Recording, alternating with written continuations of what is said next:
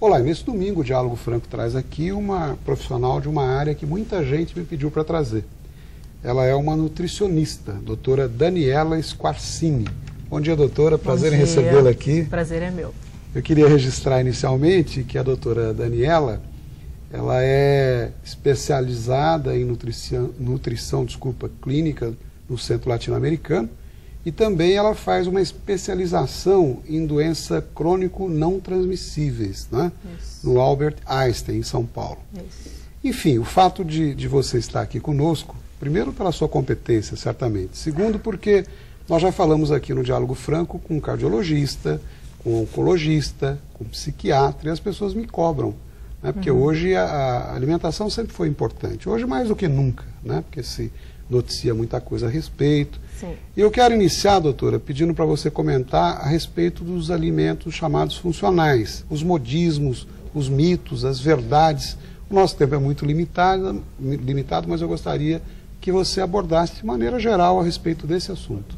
Tá, a alimentação funcional é uma alimentação que, além dos nutrientes, que como todo alimento traz, ele traz algo em especial. Então, alguma função em especial que ele vai trazer para o organismo. Né? Então, a gente cita alguns, como o vinho, o suco de uva, né? Temos o tomate, que é bom, no caso dos homens, para a prevenção de câncer, de próstata. Temos a soja. O vinho e a uva por quê? Porque tem flavonoides, né? São bons para o coração. Isso. Mas vinho moderadamente. Sempre, como tudo na vida, moderado. Nada em excesso, né? Não é só com alimentação que a gente trata de tentar moderar, mas a alimentação em especial, a questão da moderação é muito importante. Então, nem a exclusão e nem o excesso. Né? Nós falamos também um pouco da soja, mas eu acho que o que é importante citar é que algumas coisas andam sendo publicadas, o alimento funcional ele anda sendo bem estudado ainda. Então, tem alguns alimentos que andam sendo colocados que precisam de um maior estudo, que ainda a comprovação científica não é tão firme, né? Então, alguns estudos são a favor, outros são contra. Então, a mídia diz que é bom, de repente pode não ser bom. Diz que é ruim, pode não ser tão ruim. Então, é preciso que o telespectador se atente à informação que ele está recebendo, da onde está vindo. Dependendo de como for, procurar um profissional da área da saúde para checar se aquilo realmente vai ser bom para determinadas patologias, ou para melhorar o estado nutricional, ou mesmo ter uma vida mais saudável, uma alimentação mais saudável. Então, acho que esse é o ponto que deve ser citado do funcional. Que existem os alimentos funcionais, existem os comprovados, mas temos que tomar cuidado com aqueles que ainda não têm uma comprovação tão forte para ser utilizado, e outros também que, se você for ver, o consumo tem que ser alto. Então, às vezes a pessoa fala, então a soja é bom. A soja realmente é boa, mas e quanto? Será que o brasileiro consegue consumir essa quantidade de soja esperada para que seja algo funcional?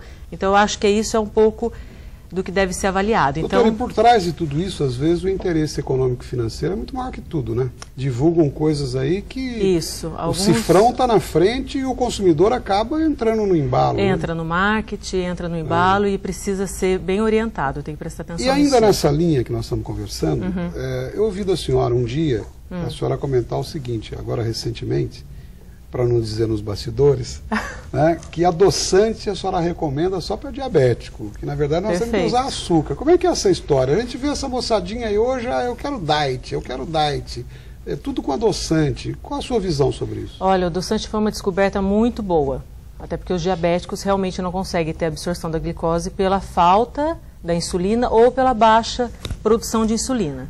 Então, quando você acrescenta um açúcar, que é o adoçante, algo sintético, né, no qual você consegue adoçar e não aumentar a quantidade de glicose na corrente sanguínea, ele é algo muito bom. Só que o andar, né, o caminho que o adoçante levou foi do excesso.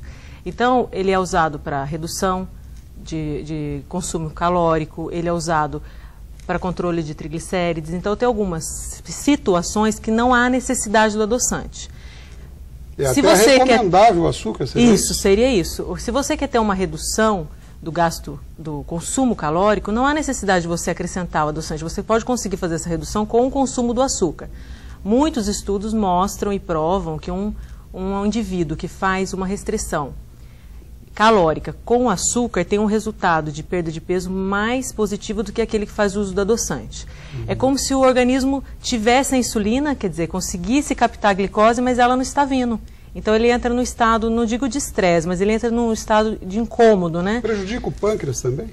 Não chega a ser não tem nada que diga que vai prejudicar o pâncreas, né? Mas o pâncreas, se ele está trabalhando, produzindo a insulina, não tem por que não ter o consumo da glicose. Então eu acho que o que as pessoas precisam é, quem é diabético, ponderar o uso do adoçante, porque com o passar do tempo a pessoa perde o sabor do adoçante. O adoçante ele tem a tendência a deixar tudo mais adocicado. Então você começa a ter prazer em coisas mais doces do que eram antes. Então quem faz uso tem que controlar a quantidade, né? Usar o que está sendo orientado pelo próprio fabricante. E quem faz uso para redução, que faça uso do açúcar, um bom açúcar, um açúcar talvez orgânico, um cristal, um demerara, um que Doutora, seja... em resumo, para que o telespectador entenda bem o que a senhora está colocando, então se a pessoa não tem, por exemplo, diabetes, ela não deve usar adoçante, ela deve usar o açúcar moderadamente. Não, ela pode fazer o consumo do açúcar, perfeito.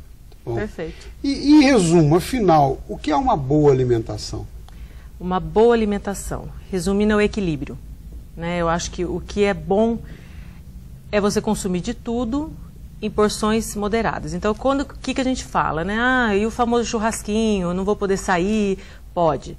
Só que as pessoas andam levando isso de forma muito frequente. Então, eles estão almoçando fora, as pessoas estão consumindo muito fast food, as pessoas não estão tendo o consumo necessário de fibra, né?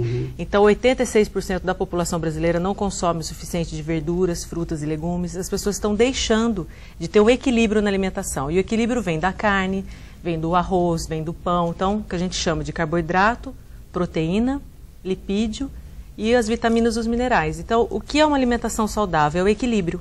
É você ter o prazer, um bom comportamento e bons nutrientes. Em resumo, a estrequinina, por exemplo, pode ser veneno e pode ser remédio, depende da dose. Isso, seria mais perfeito. ou menos isso? A alimentação ela é muito importante, a gente sobrevive porque se alimenta, então é importante que ela seja bem equilibrada, sim. A gente vai falar mais a esse respeito, inclusive do arroz com feijão, que a senhora vai abordar lá na frente.